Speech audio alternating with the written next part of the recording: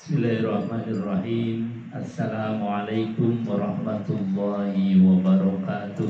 Waalaikumsalam warahmatullahi wabarakatuh. Bismillah, innal hamdalillah nahmaduhu wa nasta'inuhu wa nastaghfiruh wa na'udzu billahi min shururi anfusina wa sayyiati a'malina. May yahdihillahu fala mudilla lahu wa may yudlil fala hadiya lahu. Rabbi shrah li sadri wa yassir li amri wahlul 'uqdatam min lisani yafqahu qawli. Qala Allah ta'ala fi kitabil karim wa huwa asdaqul qailin. A'udzu billahi samil 'alim minasyaitonir rajim. Bismillahirrahmanirrahim. Ya ayyuhalladzina amanu taqullaha haqqa tuqatih wa la tamutunna illa wa antum muslimun. Qala Allah ta'ala fi kitabil karim.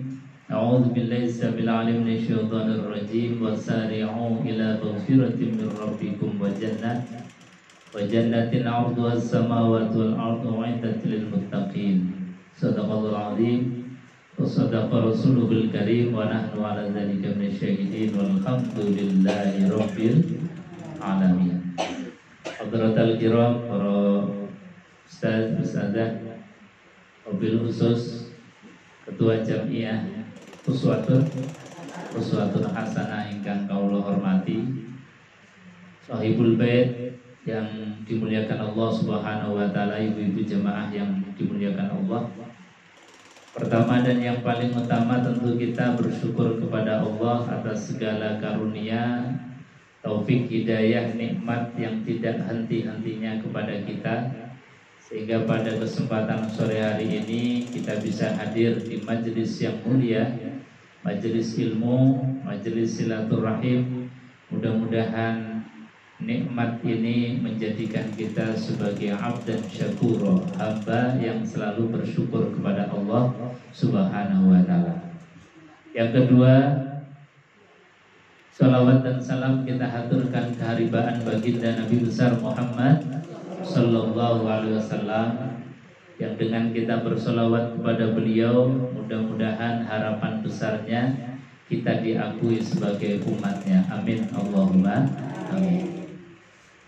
Sebelum kita mulai untuk kajian, mari kita hadirkan dulu baginda Rasulullah Sallallahu Alaihi Wasallam di dalam majelis kita ini. Kita hadirkan Nabi Muhammad di dalam hati kita, karena dengan hadirnya Nabi Muhammad dalam hati kita, mudah-mudahan kita diberikan oleh Allah Subhanahu wa taala penyakit-penyakit hati ini terobati. Kita bersama-sama membaca sholawat tibil qulub.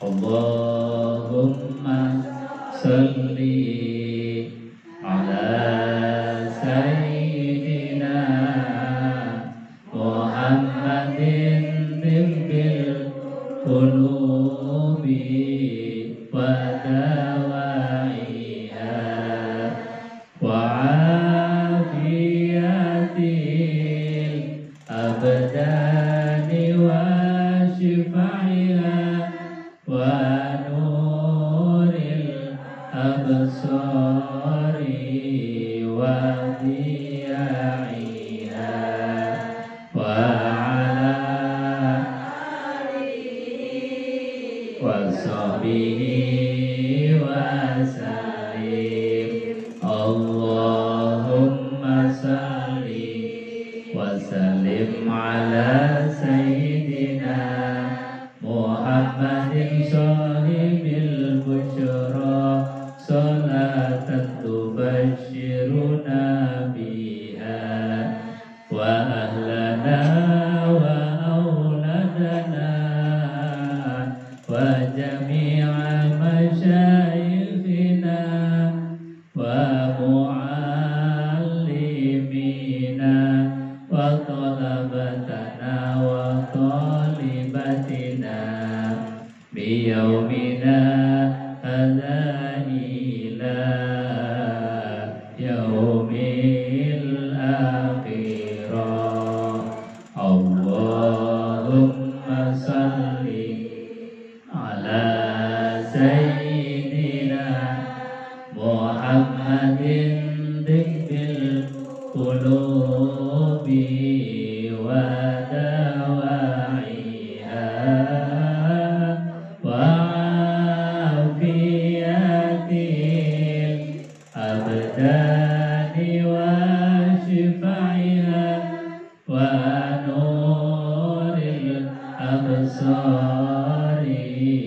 wa dhiyaiha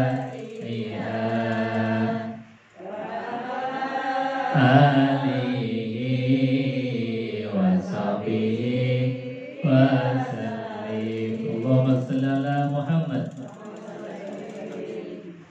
Kita bersolawat tibil qulub, yang artinya mengakui bahwasanya baginda Rasulullah SAW adalah tibil qulub. Apa itu tibil qulub? Yaitu dokternya hati. Apa Bu? Dokternya hati. Jadi Kanjeng Nabi Muhammad niku dokternya hati. Artinya ketika kita banyak penyakit di dalam hati kita, kita berobat hadir di hadapan Rasulullah SAW, mendiagnosa hati kita. Insya Allah keluar dari majelis ini hati kita senantiasa sehat. Amin Allahumma amin. Bukan hanya dokternya hati, tetapi Rasulullah juga wadawaiha, obatnya hati kita. Jadi sudah jadi dokter sekaligus jadi obatnya hati. Artinya apa ibu-ibu jamaah yang dimuliakan Allah? Kalau kita banyak bersolawat kepada Rasulullah, lisan kita basah dengan bersolawat, insya Allah hati kita ini mendapatkan hati yang sehat. Qalbun salim. Amin Allahumma amin. Ibu-ibu jamaah yang dimuliakan Allah, oleh karenanya kita hadirkan Rasulullah di dalam majelis ini, kita hadirkan Rasulullah di dalam pikiran dan hati kita. Insya Allah kita dibimbing oleh beliau, mudah-mudahan mendapatkan ilmu yang bermanfaat. Amin Allahumma amin.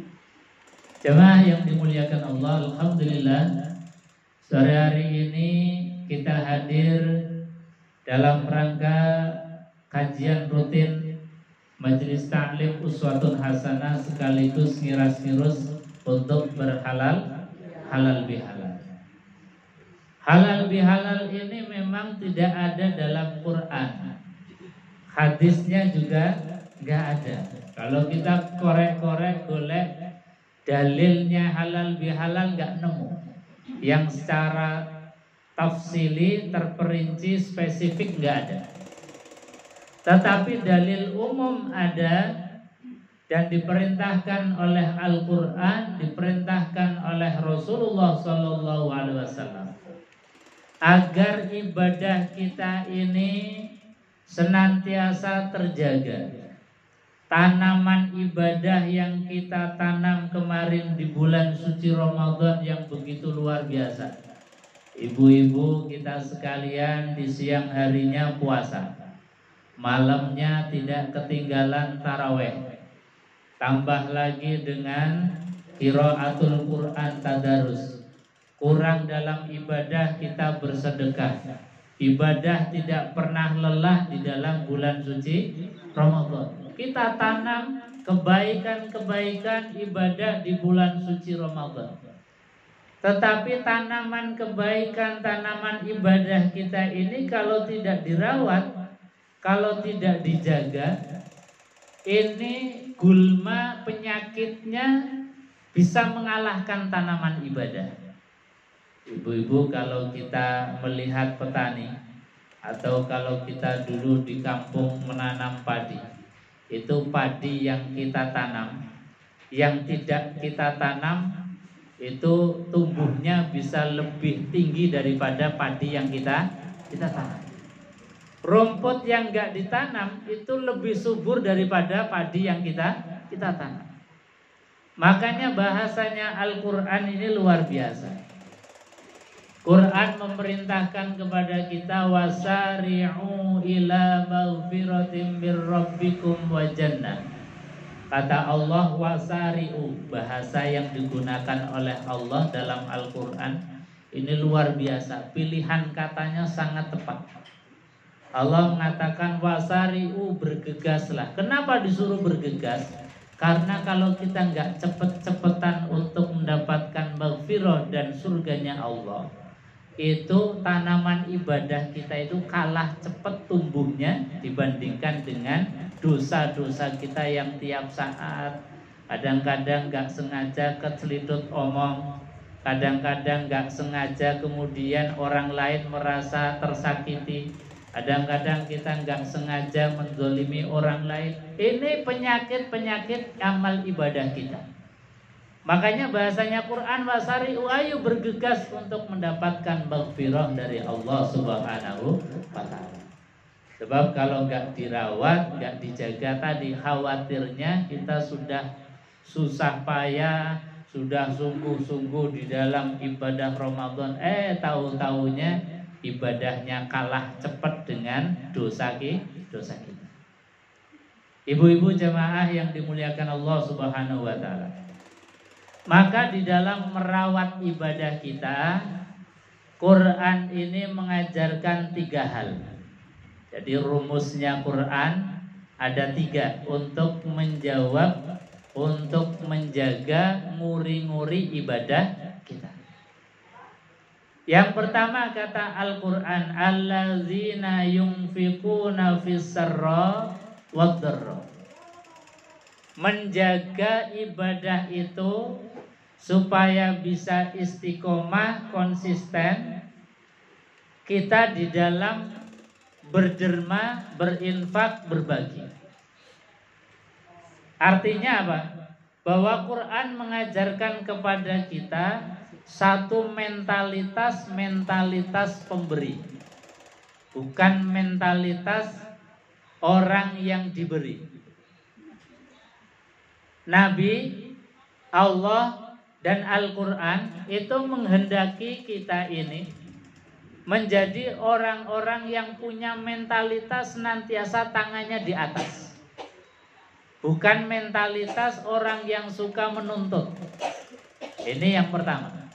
Jadi menjaga ibadah itu dengan satu, membangun mentalitas terhadap apapun. Dalam keluarga kita terhadap suami, biasakan jangan membiasakan menuntut, tetapi biasakanlah dan berlomba-lomba dengan suami menjadi orang yang senantiasa lebih cepat untuk memberi. Jadi dengan suami ini kita juga fastabiqul khairat. Jangan sukanya sedikit-sedikit, Pak, ini gasnya kurang, gasnya mati, sedikit-sedikit nuntut.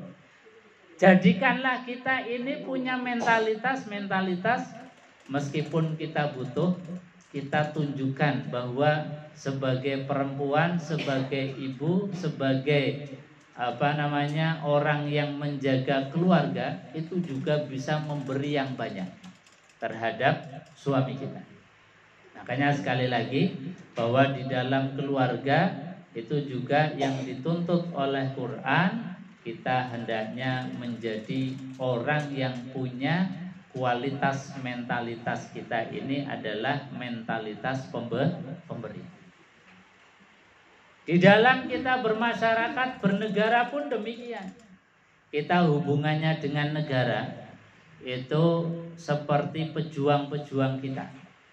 Pejuang kita di dalam mempertahankan negara ini dan juga memerdekakan negara ini, itu mentalitas pemberi.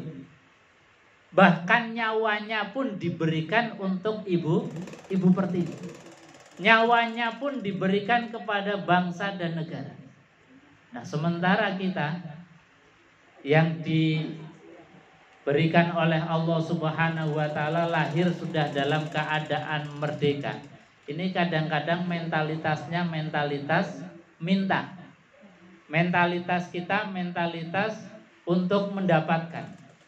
Hanya kadang-kadang nggak dapat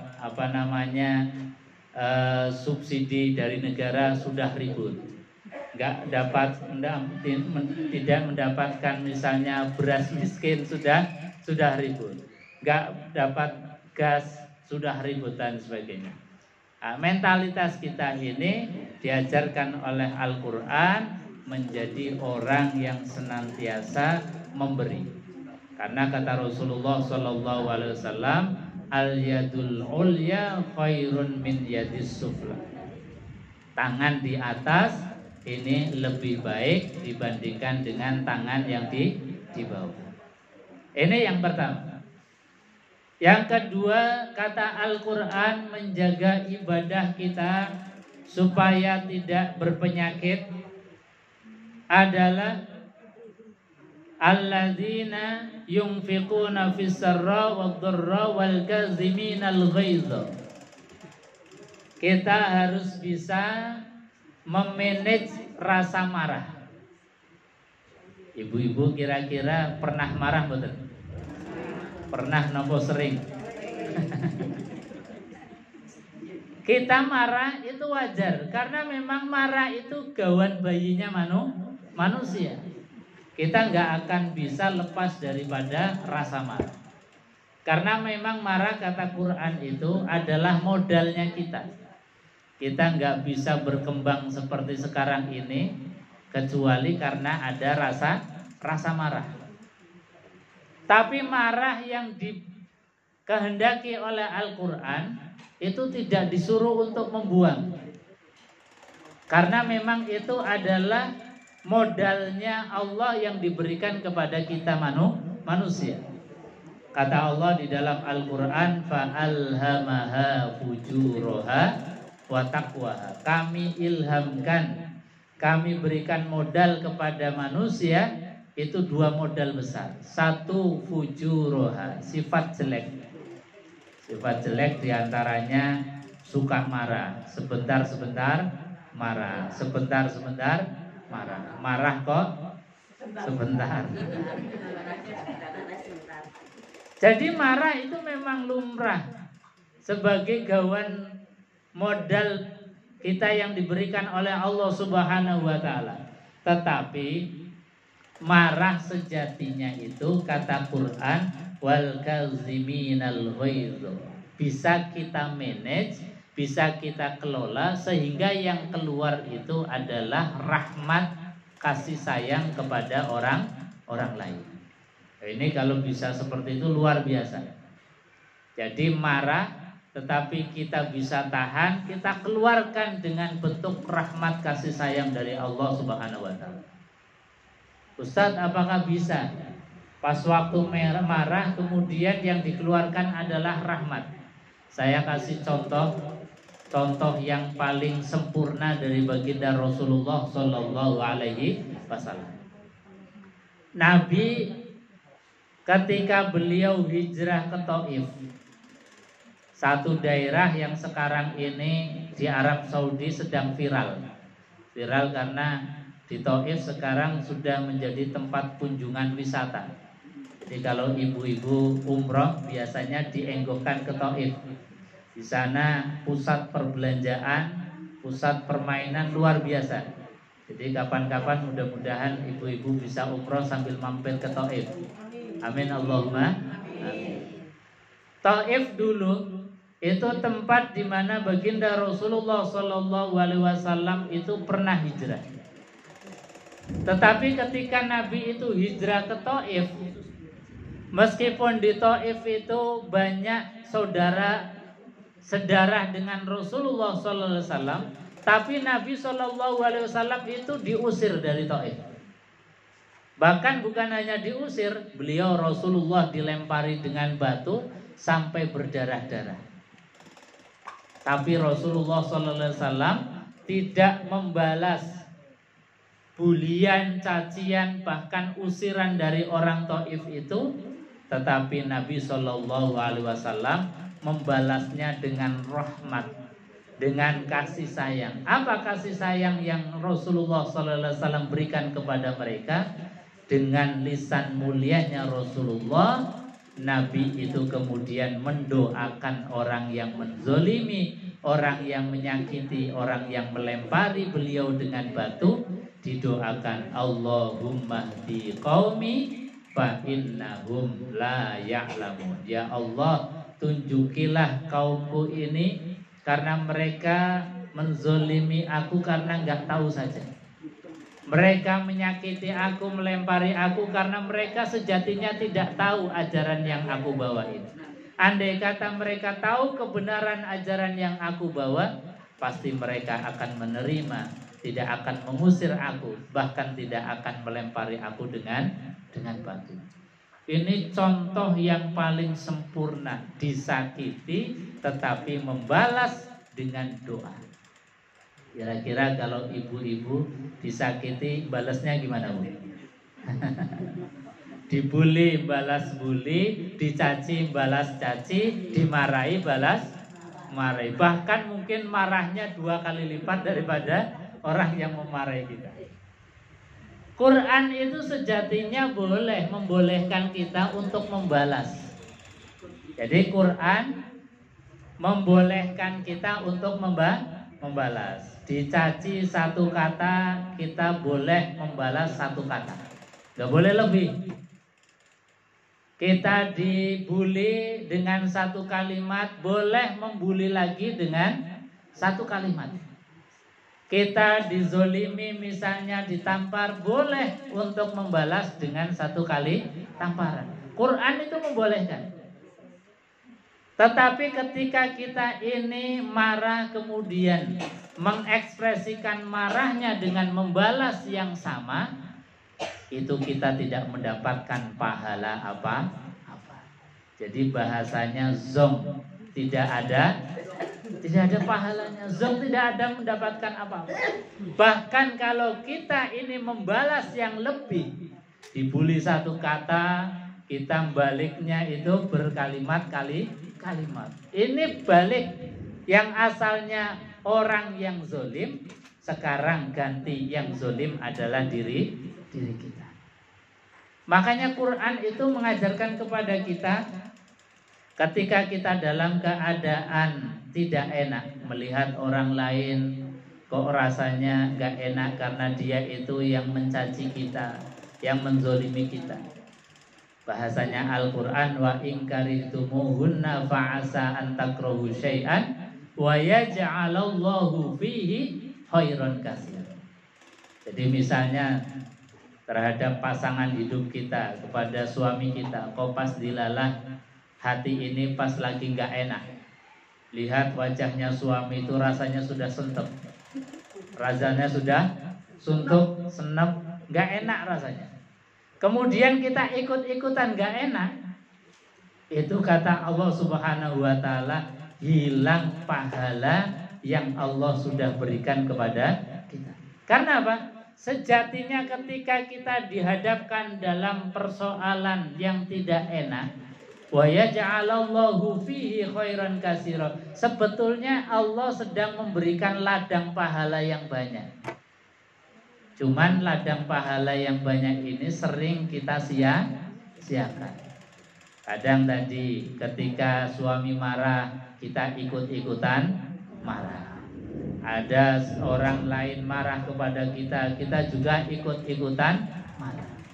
Jadi seringkali kita ini didikte oleh makhluk, seringkali didikte oleh orang lain.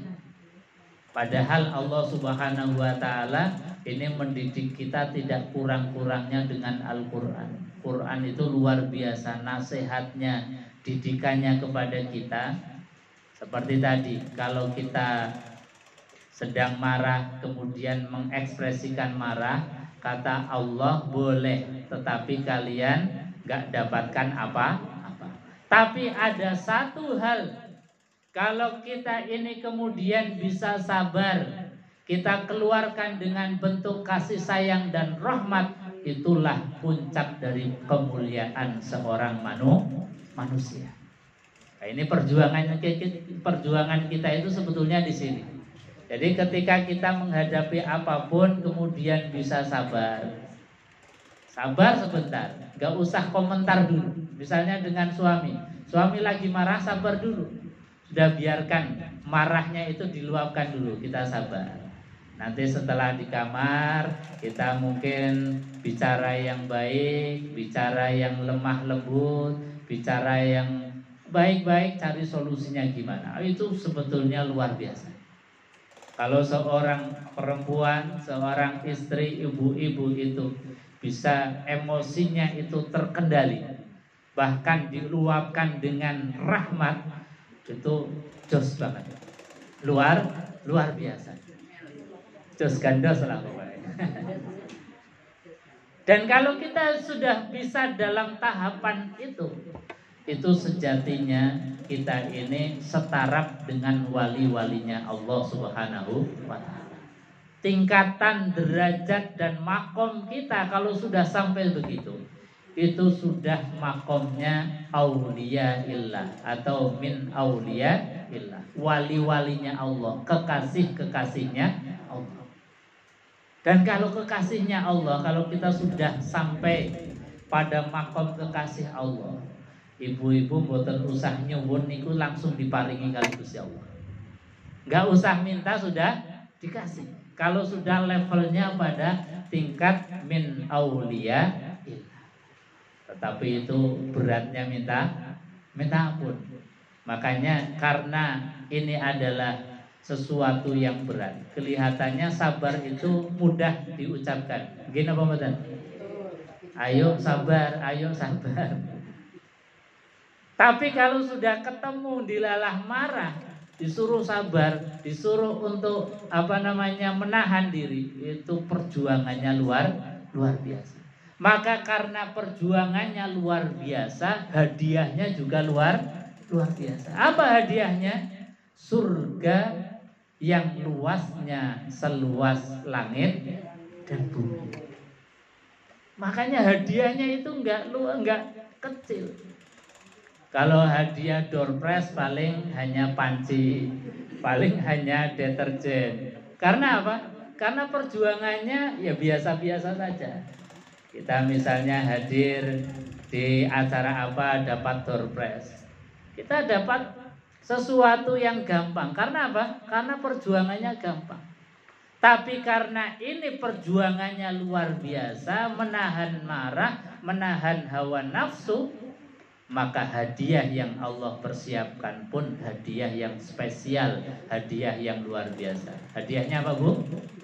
Surga yang luasnya seluas langit dan bumi.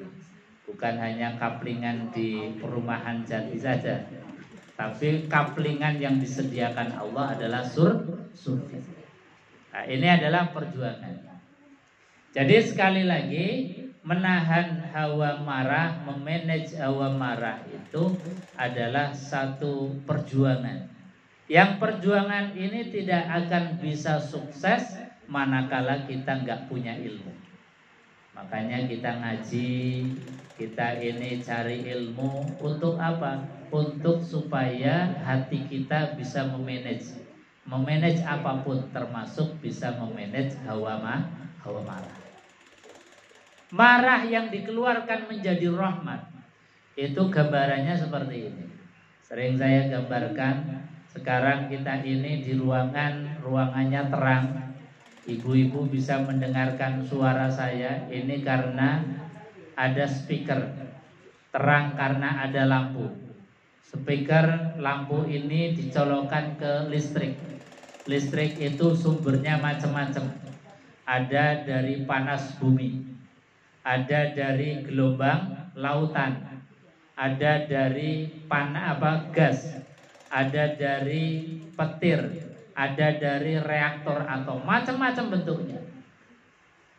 Nah, panas bumi itu sejatinya mirip dengan hawa marah kita. Dulu panas bumi sebelum kita punya ilmu ya nggak ada manfaatnya apa-apa. Dulu petir, sebelum orang menemukan bagaimana caranya petir supaya menjadi sumber energi, itu juga tidak menghasilkan apa-apa. Hanya kita dengar suaranya, hanya kita lihat kilatannya, tapi tidak menghasilkan apa-apa. Tapi setelah orang kemudian dengan ilmu mengelola bagaimana menangkap petir, kemudian petir yang punya energi yang luar biasa itu ditangkap dalam suatu alat, kemudian diserap dan disalurkan menjadi sumber energi. Panas bumi pun demikian. Panas bumi yang dikelola dengan ilmu akhirnya menjadi sumber energi yang luar biasa. Nah, marah kita itu sebetulnya sumber energi. Sebab apa? Kalau orang nggak punya marah, itu dalam syair Arab itu seperti keledai. Ngertos keledai, Bu? Keledai, sapi, kerbau. Itu mirip. Kalau orang nggak punya marah itu seperti kerbau. Disabet juga nggak marah, disuruh meloko juga nggak marah, disuruh apa saja nggak marah. Itu namanya kerbau, keledai. Nah, kita ini alhamdulillahnya punya marah. Sehingga apa? Ketika misalnya tetangga ini punya sesuatu, kita rasanya pengen memiliki seperti tetangga. Itu namanya rasa marah. Gejolak dalam hati, sehingga apa? Kita ini kemudian berusaha pengen seperti tetangga. Itu sebetulnya baik. Jadi dinamika hidup itu ada. Coba kalau orang itu nggak punya keinginan, nggak punya rasa marah, nggak ada dinamikanya, itu rasanya males. Mau apa-apa males, mau bekerja males. Tetapi ketika kita ingin, tetangga punya mobil baru, kita ingin, sehingga kita bekerja keras, itu sebetulnya adalah hal yang baik. Jadi bentuk rahmat daripada marah kita wujudkan dengan berusaha sesuai dengan contoh dari baginda Rasulullah Sallallahu Alaihi Wasallam. Jadi mengelola marah menjadi rahmat itu adalah ajaran Al-Quran, dan ini adalah kunci dari Allah Subhanahu wa Ta'ala. Yang ketiga, kata Allah, cara menjaga ibadah kita adalah wal'afina 'anin nas. Gampang, mudah memberikan maaf kepada orang lain. Kenapa gampang memberikan maaf kepada orang lain? Karena kita sadar bahwasanya sak api-api uang senajan sithik ono eleke, ono salah.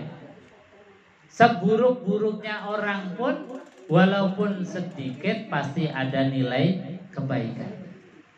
Sehingga kita punya kesadaran, ya Allah, itu orang punya salah kepadaku, tetapi kalau aku nggak berikan maaf kepada dia, kasihan nanti dihisab oleh Allah Subhanahu wa Ta'ala membawa dosa. Jadi rasa empati, rasa kasihan, kemudian kita mudah untuk memberikan maaf. Tetapi sejatinya, kata Al-Quran, orang yang paling beruntung ketika kita memberikan maaf itu bukan orang yang diberi maaf. Jadi sekali lagi, yang paling beruntung bukan orang yang diberikan maaf. Tetapi yang paling beruntung ketika kita memberikan maaf adalah diri kita sendiri. Kenapa? Karena dengan kita memberikan maaf kepada orang yang menzolimi kita, menyakiti kita, itu artinya kita tidak menyisakan residu kotoran di dalam hati. Jangan sampai ada kotoran dalam hati itu mengendap berhari-hari, apalagi berbulan-bulan, apalagi tahunan. Tahunan itu artinya dadiyo godhong moh nyuwek, dadiyo banyu moh nyau. Itu artinya orang yang sudah betul-betul nggak mau membukakan pintu maaf. Itu sejatinya dia adalah orang yang paling merugi. Kenapa? Karena dalam hatinya banyak residu kotoran yang mengendap bertahun-tahun. Dan kotoran di dalam hati yang mengendap itu punya dampak yang sangat luar biasa terhadap diri kita. Baik terhadap hati kita, lebih-lebih kepada fisik kita. Jadi dalam penelitian, saya membaca beberapa artikel, ada seorang peneliti yang meneliti tentang tadi orang yang suka memberikan maaf. Itu umurnya lebih panjang, sehatnya lebih lama dibandingkan dengan orang yang susah untuk memberikan maaf. Kenapa demikian? Karena orang yang susah memberikan maaf tadi, itu ngendem residu kotoran dalam hati itu bertahun-tahun. Kalau orang itu menyimpan kotoran dalam hati itu berhari-hari, berbulan-bulan, bertahun-tahun, yang kena itu psikisnya sendiri, pikirannya sendiri, itu pasti kena. Maka biasanya dicirikan orang yang susah memberikan maaf itu cepat tua. Jadi wajahnya cepat keriput. Karena apa? Melihat orang lain itu rasanya pengennya marah terus, gak legowo. Tapi insya Allah ibu-ibu yang hadir di majelis ini wajahnya glowing semua. Insya Allah termasuk orang yang mudah memaafkan. Dan ini adalah hal yang baik. Jadi sekali lagi bahwa jangan pernah kita menunda untuk memberikan maaf. Makanya halal bihalal ini menjadi hal yang penting. Kadang kita mau minta maaf kan yo sok-sok pekewu. Kadang yo malu. Berat sekali rasanya minta maaf. Makanya alhamdulillah kita diberikan satu media sarana dari orang tua kita, guru-guru kita, ada media sarana yang namanya halal bihalal. Jadi untungnya kita punya acara halal bihalal.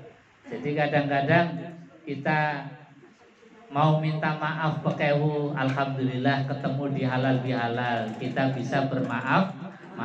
Itu untungnya kita. Jadi guru-guru kita, orang tua kita mewariskan satu tradisi. Di RT kita halal bihalal, di pengajian halal bihalal, nanti RW ada halal bihalal lagi, di kantor di halal bihalal lagi, halal bihalal di mana-mana. Ini pentingnya. Karena apa? Karena jangan sampai kita menunda-nunda memberikan maaf kepada orang lain. Syukur halal bihalal kita ini bisa seperti halal bihalalnya sahabat. Halal bihalalnya sahabat itu gimana? Dulu ketika Nabi SAW sedang pengajian seperti ini bersama sahabat, itu Nabi ngendikan ngaten, wahai sahabat, sebentar lagi ada fulan ahli surga yang akan datang. Kemudian tidak lama itu ada orang datang, kemudian gabung di majelisnya Rasulullah. Di hari berikutnya Nabi mengucapkan kalimat yang sama, wahai sahabat, sebentar lagi ada fulan ahli surga yang akan datang. Ternyata orang itu lagi datang ikut ngaji bersama Rasul. Di hari yang ketiga sama Nabi mengucapkan, sebentar lagi ada ahli surga yang akan datang. Ini sahabat yang mendengar ada satu yang sangat penasaran. Ini kok ada sahabat yang dikatakan oleh Nabi sampai 3 hari berturut-turut disebut sebagai ahli surga, padahal dia masih di dunia ini. Apa sih kira-kira rahasianya? Maka setelah pengajian, sahabat yang pinisirin tadi, sahabat yang apa bu? Pinisirin, bukan penasaran lagi, lebih dari penasaran. Saking pinisirinnya itu kemudian dibuntuti sahabat tadi. Jadi saking keponya itu kemudian nututi sampai rumah. Ketika sudah sampai rumah, izin untuk menginap, karena pengen tahu kira-kira apa sih ibadahnya sahabat tadi, kok sampai dikatakan oleh Rasulullah sebagai ahli surga. Satu hari dilihat, kok biasa-biasa saja ibadahnya, gak ada yang istimewa. Di hari yang kedua dilihat, di siang hari juga nggak ada yang istimewa, di malam hari tahajudnya juga nggak ada yang istimewa. Sampai 3 hari, karena sudah 3 hari kemudian mau pamit. Ketika mau pamit ini, kemudian disampaikan keponya tadi, wahai si fulan, 3 hari yang lalu ketika kita bermajelis di majelisnya Rasulullah mengatakan bahwasanya engkau ini adalah ahli surga. Tapi 3 hari saya di rumah engkau tidak ada ibadah yang istimewa. tolong ceritakan kepada aku, barangkali ada ibadah yang rahasia yang belum aku tahu. Maka kemudian diceritakan oleh sahabat tadi bahwasanya mungkin memang benar tidak ada ibadahku yang istimewa. Ya umumnya orang lah begitu. Sholat ya jamaah biasa bersama Rasulullah. Tahajud ya cukup 2 rakaat, 4 rakaat. Jadi ya umumnya orang. Tapi memang ada amalan yang aku setiap hari lakukan yang mungkin orang lain itu tidak tahu. Yang tahu hanya Allah dan juga Rasulullah Shallallahu Alaihi Wasallam karena diberitahu oleh malaikat. Apa rahasianya? Kata sahabat tadi, saya sebelum tidur itu senantiasa sebelum memejamkan mataku, sebelum saya ini tidur, saya senantiasa berdoa kepada Allah Subhanahu Wa Taala, mengikhlaskan andai kata di siang hari tadi ada orang yang aku zolimi, ada orang yang menzolimi aku, kata beliau, maka aku memberikan maaf kepadanya. Semua kesalahan-kesalahan orang lain terhadap aku sudah aku bebaskan, aku ikhlaskan.